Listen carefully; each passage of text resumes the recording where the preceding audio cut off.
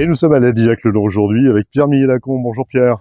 Je vous remercie d'être venu à Ladignac et je vais commencer la présentation de la commune par l'EHPAD, qui est le plus gros employeur de la commune. Et nous sommes juste devant. Nous sommes juste devant. Donc c'est les terrasses, l'EHPAD des terrasses. C'est 72 lits, 12 Alzheimer et 60 personnes âgées. Et cela envoie une cinquantaine de personnes.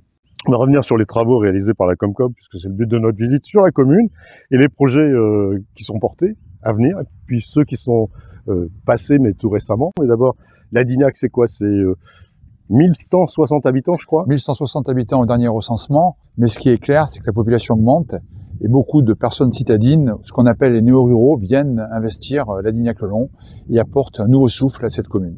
On a bien sûr épicerie, coiffure, etc., garage, mais il faut penser également aux agriculteurs qui deviennent assez importants, qui englobent à la fois le maraîchage et l'élevage, et ainsi que des élevages de poulets qui sont sur la commune et qui sont quand même assez importants. On va revenir sur les derniers travaux de la réfection de la toiture des logements de l'EHPAD. On est juste devant, ce sont les travaux qui ont été faits avec la Comcom. C'est là que nous avons décidé donc d'établir un cabinet médical, voire une maison médicale, et le projet a été voté par la Comcom, et nous sommes en tout début de réalisation. C'est vraiment un projet important pour nous, parce que ce sera vraiment un gros centre médical, on l'espère, avec de la télémédecine, des kinés, etc. Et ici, voilà, c'est toute une parcelle de terrain que nous avons acheté. Alors, ce qu'il faut savoir, c'est que la Comcom a participé aux 2 tiers, et nous envisagerons par la suite d'avoir des projets immobiliers, pourquoi pas ne pas agrandir la maison de retraite, ou de faire un projet communal, lotissement. l'EHPAD, c'est le plus gros employeur de la commune, hein. C'est un établissement qui a été créé il y a 40 ans à peu près, et qui est un des plus bels établissements de la Haute-Vienne, puisque nous sommes sur le belvédère de Ladignac, et si je peux, je vous montrerai toute la vue qu'il y a autour de cet ensemble immobilier. Donc bonjour, justement, voilà Madame Villa-Talotte, qui est la nouvelle directrice de l'EHPAD, et qui est là depuis 4 mois à peu près, et qui vient du CHU. Tout va très bien, c'est un bel établissement, de belles équipes, je suis ravie d'être ici. On va continuer notre visite. Très bien, bonne visite. Allez. Au revoir. Au revoir. Donc je vous propose quand même qu'on visite un peu autour pour vous montrer le site qui est remarquable, et c'est pour ça que beaucoup de personnes âgées veulent venir ici. Donc voilà, mais ça c'est la résidence Alzheimer, et je trouve que c'est important de le montrer, montre l'intégration de ce bâtiment dans la nature.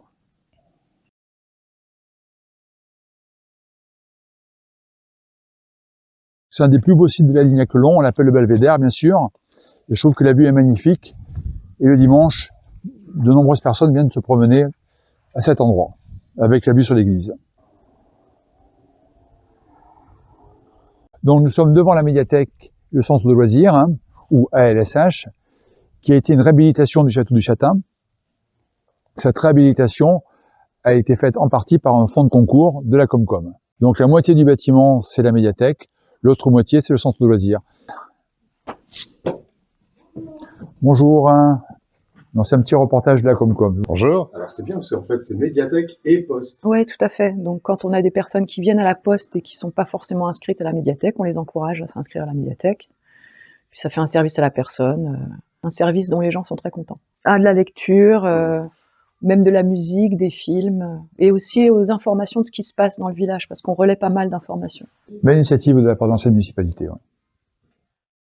Il y a pas mal de foncier quand même, il y a une belle politique foncière. Ça c'est important de le souligner, oui, notre équipe municipale, ce qu'il faut savoir c'est que Ladignac avait très peu de foncier, et lors de notre mandature, nous avons décidé d'acheter du terrain, des immeubles, pour pouvoir redynamiser le bourg de Ladignac-le-Long.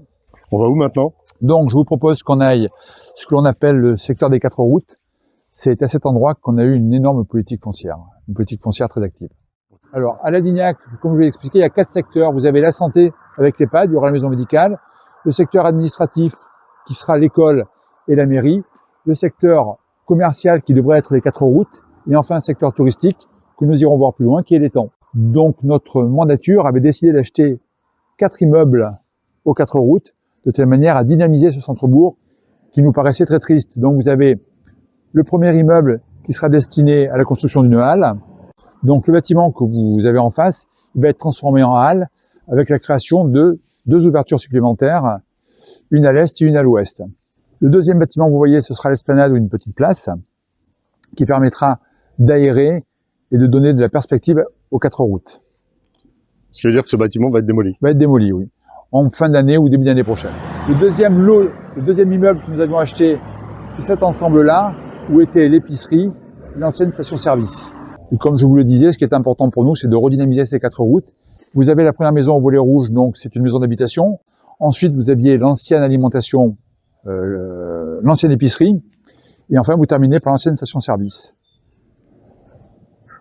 L'objectif, c'est pas forcément d'avoir des projets à court terme, mais on a une réserve foncière qui, par la suite, permettra soit de monter des logements sociaux, soit une épicerie, une alimentation ou d'autres structures. Mais il était important pour nous d'avoir une réserve foncière qui puisse dynamiser le centre-bourg. Ce bâtiment-là a également été acheté par la mairie. Ce qui est clair, c'est que ce bâtiment est au cœur de Ladignac. Ça pourrait être l'objet soit de logement social, soit d'un restaurant, etc. Voilà, on va faire un détour par l'église Saint-Agnand, qui elle aussi a bénéficié de travaux. Oui, elle a bénéficié de travaux. Ce qu'il faut savoir quand même, c'est un édifice qui est classé monument historique.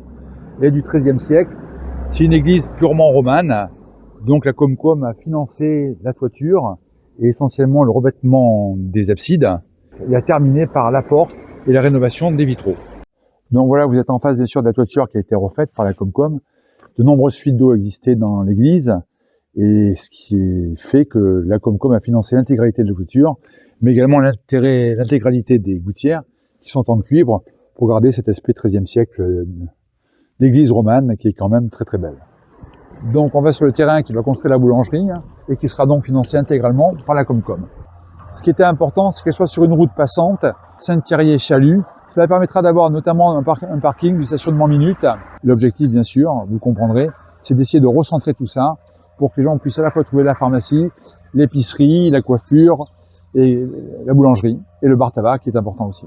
Alors c'est un projet qui est porté par la communauté de communes. Entièrement par la Comcom, qui devrait voir le jour d'ici 2 ans.